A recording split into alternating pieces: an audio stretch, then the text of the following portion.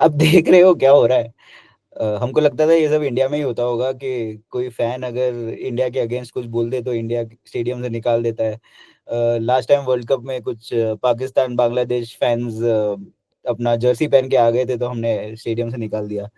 आप अभी यहाँ देख रहे हो क्या हो रहा है, यहाँ पे ये हो रहा है कि हम उनको याद दिला रहे हैं सैंड पेपर इंसिडेंट। जब साउथ अफ्रीका में ऑस्ट्रेलिया गया था और उन्होंने चीटिंग की थी, Steve Smith, David Warner, Cameron Bancroft जैसे प्लेयर्स ने सैंड पेपर से बॉल टैंपरिंग करने की कोशिश की थी और साउथ अफ्रीका के होम ब्रॉडकास्टर ने वो कैप्चर कर लिया था। और उसके बाद आप जानते ही है क्या हुआ था। स्टीव स्मिथ और डेविड वार्नर बहुत टाइम के लिए टीम से सस्पेंड हो गए थे, कैमरॉन बैंक्रॉफ्ट तो कभी वापस आए ही नहीं। तो उसको ही फिर से ये इंडियन फैन याद दिला रहा है। और तुम सोचोगे कि ऑस्ट्रेलिया, इंग्लैंड ये तो काफी स्पोर्टिंग कंट्रीज है, ये समझेगी ये जोक को, they will have a sense of humour about it. But देख रहे हैं यहाँ पे भी फैन को निकाला जा रहा है स्टेडियम से क्योंकि सिंपली बिकॉज उसने सैंड पेपर हवा में लहराया। तो हमें लगता है कि हम सब अलग है बट काफी सिमिलर होते हैं हम ह्यूमंस, चाहे डेवलप्ड कंट्री में हो, डेवलपिंग कंट्री में हो, गोरे देश में हो या ब्राउन देश में हो। तो सही है, ये सब कॉन्टेक्स्ट ही सेट करता है, ये सीरीज के लिए खतरनाक ही होने वाली है।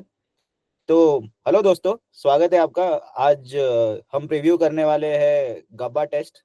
3 साल पहले हमने गब्बा का घमंड तोड़ा था पहली बार। और अब देखते क्या होता है। गब्बा की हिस्ट्री इंडिया के साथ काफी कॉम्प्लिकेटेड ही रही है। गांगुली ने 144 नॉट आउट मारा था ब्रिस्बेन में पहले टेस्ट में, और वो पूरा सीरीज चेंज कर दिया था 2003-2004 में। उसके बाद हम काफी मैचेस हारे भी है और फिर 21 में हमने उनको हराया है। ऋषभ पंत ने वो इनसेन इनिंग्स खेली थी जिसकी वजह से हम गबा जीते थे पिछली बार। गबा भी ऑस्ट्रेलिया का एक गढ़ है, वहां पे ऑस्ट्रेलिया कभी हारती नहीं है। उसकी पिच भी बहुत बाउंसी है, उसका स्टेडियम का कलरफुल सीट्स है, उसके स्टेडियम का जो एटमॉस्फेयर बनता है जब मैचेस होती है वो क्रेजी होता है। तो बहुत एक्साइटेड है हम। ये नेक्स्ट मैच शुरू होने वाली है सैटरडे अर्ली मॉर्निंग 5:30 बजे। हमें बहुत सारे यूजर्स मैसेज करते हैं कि हमें 5 AM क्लब, जल्दी सुबह उठने के लिए ऑडियो बुक्स, शोज की जरूरत है, कैसे हम बेटर हैबिट्स बनाए। ये है रास्ता बेटर हैबिट्स बनाने का। इंटरेस्ट ऐसे डेवलप करो कि सुबह 5 बजे उठना ही पड़े। तो अगर आप टेस्ट क्रिकेट फैन हो तो आप ऑटोमेटिकली 5 बजे उठने की आदत डालना शुरू कर ही दोगे अब, क्योंकि जो लेट शुरू होने वाले मैचेस थे पर्थ में और एडिलेड की डे नाइट में, वो अब खत्म हो चुके हैं। हर रोज मैचेस 5, 5:30 बजे सुबह शुरू हो रही है। तीनों मैचेस जो अभी बची हुई है वो सभी सुबह अर्ली मॉर्निंग शुरू होगी। तो बिल्कुल जल्दी उठिएगा, इसको एक अपॉर्चुनिटी की तरह लीजिएगा कि कैसे जल्दी उठने की आदत डाल सकूं टेस्ट क्रिकेट के सहारे से। ठीक है, अब ज्यादा टाइम वेस्ट नहीं करते, सीधे मैच पे आते हैं। बहुत सारी इंटरेस्टिंग चीजें हो रही है। एक फिगर से शुरू करना चाहूंगा, 11.24। आपको पता है ये क्या है? 11.24 रोहित शर्मा की एवरेज है लास्ट 12 इनिंग्स की। 12 इनिंग्स मतलब 6 टेस्ट मैचेस। 6 टेस्ट मैचेस मतलब पिछले 1 डेढ़ साल से रोहित शर्मा ने जितने टेस्ट मैचेस खेली है उनका एवरेज केवल 11 रन है। 11 रन कभी कभी बुमराह का एवरेज होता है या सिराज का एवरेज होता है, बट ये हमारे टॉप ऑर्डर बैट्समैन और हमारे कैप्टन का करंट एवरेज है। और ये हमारा सबसे बड़ा कंसर्न है कि बहुत ही एक इम्पॉर्टेंट पोजीशन टेकअप करते हैं रोहित शर्मा टीम में। टीम के कैप्टन है इसलिए उनको वो पोजीशन मिलती भी है। और वो शायद मुझे लग रहा है कि इस सीरीज में भी अब नंबर 6 पे ही खेलेंगे इस बार भी। बट एक बड़ी स्पेस ले लेते हैं और वहां पे इम्पैक्ट लाना जरूरी है अब। उन्होंने डिफरेंट वेज ऑफ बैटिंग कोशिश की है पिछले सीरीज में, जहाँ पे न्यूजीलैंड के सामने तो वो ऑल आउट अग्रेसिव हो गए थे। उसकी इंटेंट के बारे में सारे विराटियंस बहुत सारी बातें कर रहे थे कि कैसी फेक इंटेंट है, ये कोई रन नहीं स्कोर कर पा रही है। बट उससे पहले उन्होंने थोड़ा स्लो खेलने की भी कोशिश की है। इंग्लैंड में उन्होंने और राहुल ने एक बहुत अच्छी सीरीज भी निकाली थी एज ओपनर्स, जहाँ पे वो लोग बॉल अच्छे से लीव कर रहे थे, स्लो डाउन हुए थे और फिर नीचे की बैटिंग को बेटर मौके दिए थे रन स्कोर करने के। तो ये रेंज रहा है रोहित शर्मा की करियर का। 30 के आसपास एवरेज रखते हैं वो ओपनिंग में, 37 के आसपास lower down the order number 6 पे। मुझे लगता है नंबर 6 पे कंटिन्यू होंगे, देखेंगे क्या होता है। मुझे लगता है कि रोहित शर्मा अगर 1-2 इनिंग्स या 1-2 मैचेस और फेल हो गए तो शायद अपना रिटायरमेंट अनाउंस कर दे। विराट कोहली से बड़ा ब्रांड नहीं है रोहित शर्मा, और इसलिए रोहित शर्मा को लेट गो करना बीसीसीआई के लिए रिलेटिवली इजी भी होगा कंपेयर टू विराट कोहली। तो watch this space for more. दूसरी साइड पे ये हुआ है कि जसप्रीत बुमराह ना सिर्फ टीम के टैलिस्मैन, बेस्ट प्लेयर चेंज मेकर निकल के आया है, बट एज कैप्टन ऑल्सो काफी इंप्रेस किया था फर्स्ट टेस्ट में। जसप्रीत बुमराह भी बहुत ध्यान से देख रहे होंगे रोहित शर्मा के फॉर्म के बारे में। ऐसा कभी ही होता है शायद इंडिया की हिस्ट्री में, तो 25-30 साल पहले हुआ था लास्ट टाइम, जब एक फास्ट बॉलर कैप्टन था, जब कपिल देव थे, वो भी ऑलराउंडर थे। तो ऐसा प्योर फास्ट बॉलर कैप्टन तो बहुत ही रेयरली होते हैं, और उसमें भी और भी रेयरली होता है कि एक सीरीज में दोनों साइड पे कैप्टन फास्ट बॉलर हो, जो करंटली हो रहा है पैट कमिंस और जसप्रीत बुमराह के रूप में। तो जसप्रीत बुमराह के लिए ये इंटरेस्टिंग टेस्ट मैच है। मुझे लगता है कि अब बैट्समैन काफी सेटल हो गए हैं जसप्रीत बुमराह के सामने। जसप्रीत बुमराह को फिर से इनोवेट करके नई चीजें करनी पड़ेगी। स्विनी ने जो इक्का दुक्का मैचेस खेल चुके हैं, प्रेस में स्टेटमेंट भी दिया है कि अब मैं जसप्रीत बुमराह को अटैक करने वाला हूँ। तो मैं स्विनी को कहना चाहूंगा, गुड लक ब्रदर, कोशिश करके देख लो। दुनिया के बहुत बड़े बड़े बैट्समैनों ने कोशिश की है और मात खाई है, बट इंटरेस्टिंग होगा। ब्रेव है ये डिसीजन। दूसरा चीज मैंने सुना है अभी रिसेंटली के पहली टेस्ट में हमें ये तो दिखा था और बहुत बार दिखाया भी गया था कि जायसवाल ने किस तरह से स्टार्क को स्लेज किया था। बट अभी लायन ने एक पॉडकास्ट पे आके, नितिन लायन ने ये भी बताया कि जायसवाल ने उनको भी स्लेज किया था। जायसवाल ने उनको बोला था, you are an all time great bowler, but now you have become old. तो जायसवाल के सारे डायलॉग्स निकल रहे हैं सोशल मीडिया पे, तो काफी मजा आ रहा है सुनने को। ऐसा लग रहा है कि वो ऋषभ पंत और विराट कोहली की विरासत को आगे लेके जाएंगे स्लेजिंग करने की। तो वो भी बढ़िया हो गया। और ऑफ कोर्स ये भी हुआ है कि ट्रेविस हेड और मोहम्मद सिराज को उनको सस्पेंड नहीं किया गया, पिनलाइज नहीं किया गया, उनको सिर्फ एक रेप्रिमांड दिया गया है। उनको डांटा गया है कि तुमने गलत तरीके से कंडक्ट किया है खुद को, और फिर सिराज को फाइन भी लगाया गया है। तो इससे और भी सीरीज स्पाइस अप हो जाती है। मुझे लगता है कि पूरी सीरीज सिराज बू होने वाले हैं। डजेंट मैटर कि वो कितना अच्छा करे बुरा करे इस सीरीज में, बट अगर अच्छा करेंगे तो ऐसे बड़े बड़े प्लेयर्स जिन्होंने पूरी सीरीज निकाली है बीइंग बूड बाय ऑस्ट्रेलियन क्राउड्स, उन्होंने ऑस्ट्रेलियन क्राउड की रिस्पेक्ट अर्न की है अच्छा परफॉर्म करके। तो वो देखते हैं कि अगर सिराज वो ट्रांजिशन कर पाएंगे। मुझे लगता है अच्छी बॉलिंग कर रहे हैं, उनका साथ कौन देंगे वो एक इंटरेस्टिंग बात होने वाली है। तो पहले बॉलिंग से शुरू करेंगे इंडिया की। मुझे लगता है bowling wins test matches a lot more than batting does, so let's start with bowling. मुझे लगता है कि डेफिनेटली अश्विन को और एक टेस्ट मैच देनी देनी चाहिए। गाबा में बाउंस मिलेगा, गाबा में अश्विन को एक्सपीरियंस है बॉलिंग करने का, और अश्विन के साथ ही होल्ड ऑन करना चाहिए स्पिनर के रोल के लिए। ये आर्ग्यूमेंट हमेशा से रहेगी कि ऑस्ट्रेलिया के लेफ्टी बैट्समैन के लिए अश्विन इफेक्टिव साबित होते हैं। बुमराह का रिकॉर्ड ट्रेविस हेड के सामने उतना अच्छा नहीं है, तो इट मेक सेंस कि अश्विन टीम में हो और जडेजा के ओवर वो प्रेफर किए जाएंगे। बुमराह और Siraj select themselves, I don't think वहां पे कोई चेंज होने वाला है। द बैड न्यूज इज कि अभी तक शामी भाई फ्लाइट पे तो नहीं बैठे हैं। रोहित शर्मा ने बोला है कि बहुत जल्दी टीम को ज्वाइन करेंगे लेटेस्ट प्रेस कॉन्फ्रेंस में, बट अभी तक तो वो फ्लाइट में नहीं बैठे हैं। तो गबा में तो नहीं आ रहे अनलेस इंडिया कुछ ऐसा सीक्रेट करने वाले हैं जहाँ पे अंबानी अपना प्राइवेट जेट भेजेंगे शमी को secretly late in the night, एक प्राइवेट ऑस्ट्रेलियन एयरबेस पे लैंड करा के सडनली सीधा टॉस के टाइम ही अनाउंस हो रहा है कि शामी भी होने वाले आज मैच में। इसके अलावा और कोई पॉसिबिलिटी लग नहीं रही है कि शामी आएंगे इस टेस्ट मैच के लिए। तो एक स्पॉट का क्वेश्चन आ जाता है विच इज के हर्षित राणा को खिलाया जाए या जो टीम में आकाशदीप और प्रसिद्ध कृष्णा एग्जिस्ट करते हैं उनको चांस दिया जाए। यहाँ पे मेरा ओपिनियन तो ये है कि एक बात तो सही है कि हर्षित राणा के लिए ये बेटर पिच है। वो हिट द टेक बॉलर है, वेल बिल्ड बॉलर है, अच्छे से पिच का जो बाउंस है उसका फायदा उठा सकते हैं। बट ये भी ट्रू है कि उनकी लास्ट टेस्ट मैच कुछ ज्यादा अच्छी नहीं रही है और ऑस्ट्रेलियन बैट्समैन उन पे हावी होने का प्लान कर रहे होंगे। तो ये अनफॉर्चुनेट सिचुएशन है कि प्रीवियस टेस्ट में जो ज्यादा फ्रेंडलियर था आकाशदीप जैसी बॉलिंग के लिए, वहां पे हर्षित को खिलाया गया और हर्षित के परफॉर्मेंस के बेसिस पे अब शायद हर्षित ये टेस्ट मैच ना खेले।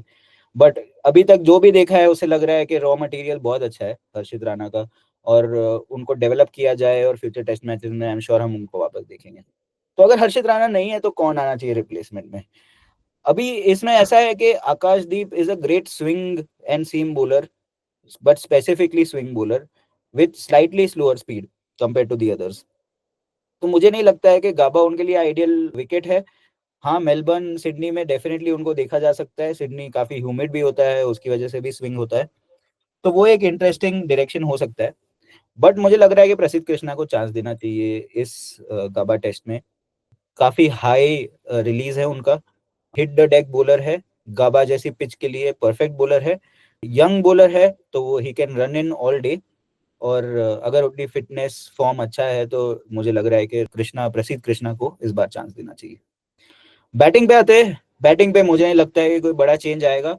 जो ऑर्डर पिछली बार था वही प्रोबेबली कंटिन्यू होगा, व्हिच इज़ के जायसवाल और राहुल ओपन करेंगे, 1 डाउन पे शुभमन गिल आएँगे, 2 डाउन पे कोहली, 3 डाउन पे ऋषभ पंत और 4 डाउन पे रोहित शर्मा, उसके बाद ऑलराउंडर्स और फिर बॉलर्स।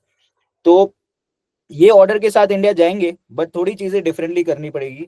गाबा में डेफिनिटली बाउंस बहुत ज़्यादा होता है और इसलिए बॉल लीव करना आना बहुत ज़रूरी है।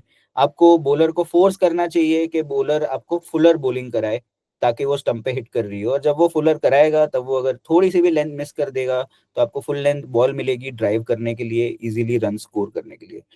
तो ये स्ट्रैटेजी तभी चल सकती है अगर आप लीव करना बहुत अच्छे से जानते हो। ये एडिलेड में भी ट्रू था, पर्थ में भी ट्रू था, but I am hoping that by the time we are in the third test, अगर इंडिया 1-1 है लकीली और 2-0 नहीं है, तो ये अच्छी अपॉर्चुनिटी है इंडियन बैट्समैन को ये चीज़ लर्न करके कुछ बड़े स्कोर्स डालने की। पिछली बार जब हमने पिछले टेस्ट मैच का क्लोज़र किया था, तभी मैंने ये बात की थी कि शुभमन गिल, यशस्वी जायसवाल और ऋषभ पंत से हमें ज़्यादा एक्सपेक्ट करना चाहिए। हम उनसे ब्यूटीफुल 30s 40s नहीं एक्सपेक्ट करते हैं, हम उनसे बड़े 100s एक्सपेक्ट करते हैं। और यही रोल हो जाता है जब तुम टॉप ऑर्डर के बैट्समैन हो जाते हो versus being like number 6, number 7 batsman. तो ये चेंज है और ये चेंज जितनी जल्दी दिखे उतना इंडियन टीम के लिए बेहतर है। ये चेंज अगर हो गया तो रोहित शर्मा के लिए और एक बकवास टेस्ट मैच जाएगी तो भी इंडिया को फ़र्क नहीं पड़ेगा। अगर इंडिया के फ्यूचर स्टार्स जो है, जो करंटली टीम में है, जो अगले 5 साल, 10 साल इस टीम में रहने वाले हैं, वो कुछ रन स्कोर करने लगे with stability and with long term vision. Kohli की बात बस यही है कि मैं होप कर रहा हूँ कि मैं और एक मेमोरेबल ड्रामेटिक 100 देखूँ। उनके फर्स्ट इनिंग्स के रन्स बिल्कुल ही ड्राई अप हो गए हैं, which is true with the entire Indian batting team कि फर्स्ट इनिंग्स में अच्छे रन्स नहीं स्कोर कर पा रही है और इसी की वजह से इंडिया बहुत जल्दी पहले ही 2 दिन में पहले पहले दिन में ही डिसएडवांटेज पे आ जाती है ऑफ़न लेटली इन टेस्ट मैचेज़ में। तो उसके ऊपर स्पेसिफिक फ़ोकस करके इम्प्रूव करने की ज़रूरत है। ऑस्ट्रेलिया की बात करें तो ऑस्ट्रेलिया उसी सिचुएशन में जिस सिचुएशन में इंडिया थी फर्स्ट टेस्ट के बाद, जहाँ पे बहुत सारे कॉनन्ड्रम्स है, कन्फ्यूजन्स है कि इसको ले या उसको ले, बट सारे गुड प्रॉब्लम्स है। सारे ऐसे प्रॉब्लम्स है कि ये तो अच्छा रहा बट इससे भी बेहतर हो सकता है क्या? वैसे प्रॉब्लम्स। मिचेल मार्श अगर सारी बॉलिंग नहीं करा सकते, अपनी फुल ओवर्स नहीं करा सकते, अगर थोड़े से अनफिट है, तो क्या वहाँ पे रिप्लेसमेंट की ज़रूरत है? दूसरे प्लेयर जिनके बारे में शायद ऑस्ट्रेलिया सोचे वो है बोलेंड। बोलेंड ने अच्छी बॉलिंग कराई, कुछ साइन्स दिखी जब इंडिया ने सेकंड इनिंग्स में उनको अटैक करने की कोशिश की कि बोलेंड फिर कोई सेकंड प्लान बी नहीं इम्प्लीमेंट कर पाते और शायद उनको अटैक करने से बोलेंड को हम दबा सकते हैं। इंग्लैंड ने अपनी पिछली सीरीज़ में इन ऑस्ट्रेलिया एशेज़ में यही नोटिस किया था कि बोलेंड को अटैक करो तो वो सहम जाते हैं। बट दूसरे दूसरे एंड पे हेज़लवुड फिट है, हेज़लवुड अवेलेबल है, तो हेज़लवुड शायद बोलेंड को रिप्लेस करे इंटू द टीम। सभी बॉलर्स के लिए उनका वर्कलोड मैनेजमेंट बहुत ज़रूरी होने वाला है 5 टेस्ट सीरीज़ के लिए। अनफॉर्चुनेटली बुमराह और सिराज को ये अपॉर्च्युनिटी राइट नाउ नहीं मिलेगी क्योंकि वो दोनों बहुत ही सीनियर बॉलर्स हैं और उन बॉलर्स और बाकी के बॉलर्स में अभी तो गैप लग रहा है। तो आई डोंट थिंक बुमराह को अभी तक ब्रेक मिलेगा। शायद इंडिया अगर ये मैच जीत जाए और शामी वापस आ जाए तो बुमराह को अगले मैच में इंडिया सोच सकता है ब्रेक देने के बारे में। बट सिमिलरली मुझे लग रहा है कि हेज़लवुड को ब्रेक मिला है, इंजरी के कारण हो या जो भी, तो वो ज़्यादा फ्रेश होंगे और शायद हेज़लवुड को वो लोग सिस्टम में लाना चाहेंगे इस टेस्ट मैच के लिए और फिर बोलैंड वाला क्वेश्चन वो अगले टेस्ट मैच में रिविज़िट कर सकते हैं डिपेंडिंग ऑन उनके तीनों फास्ट बॉलर्स ने इस टेस्ट मैच में कैसा किया है। तो ये है सिचुएशन। मुझे लगता है कि काफ़ी कुछ is at stake at Gabba. आप समझ सकते हो कि देयर इज़ 80% चांस कि जो भी टीम गब्बा का टेस्ट मैच जीतेगी वो ये सीरीज़ जीतेगी।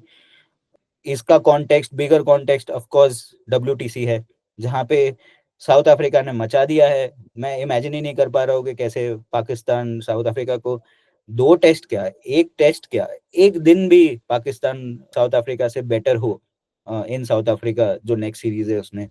और इसी के कारण मुझे लग रहा है कि एक फाइनल बर्थ तो चली गई है डब्ल्यूटीसी की साउथ अफ्रीका को। ये दूसरा कौन होने वाला है वो इंडिया और ऑस्ट्रेलिया के बीच में तय होगा, बट उसमें और भी दावेदार है। मुझे लगता है कि इंडिया को बस ये सीरीज जीतने पे कॉन्सेंट्रेट करना चाहिए। अगर 3-2 इंडिया ये सीरीज जीत जाता है, बाकी रिजल्ट्स उसके हाथ में नहीं है, और अगर डब्ल्यूटीसी फाइनल ना पहुंच पाए तो कोई बड़ी बात नहीं है। बट ये सीरीज जीतना बड़ी बात है, ऑस्ट्रेलिया को ऑस्ट्रेलिया में हराना बड़ी बात है। होप के सारी चीजें उसी तरफ फोकस्ड हो। इसी के साथ मैं एंड करना चाहूंगा। इंटरेस्टिंग होने वाला है। हर रोज हम आपके साथ शाम को कॉल पे आएंगे और बताएंगे कि किस तरह का दिन रहा है, और क्या इसके हाई पॉइंट्स लो पॉइंट्स थे, और कल के क्या प्रेडिक्शंस है। टॉस जीते तो मुझे लगता है इंडिया को बैटिंग लेनी चाहिए, और 350 रन का मिनिमम टारगेट सेट करना चाहिए।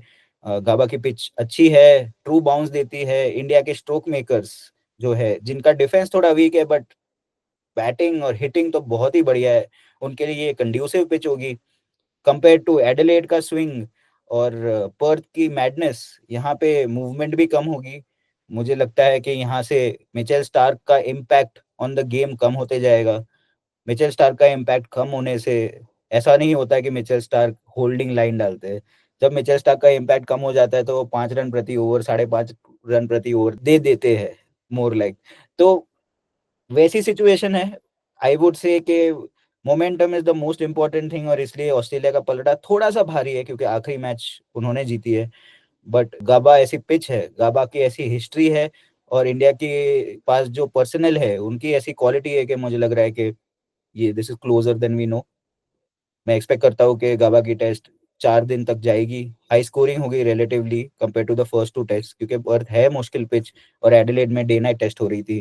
तो ये एक नॉर्मल टेस्ट एक बहुत अच्छे पिच पे हो रही होगी, तो मुझे लग रहा है कम से कम 4 दिन ये टेस्ट मैच चलेगी।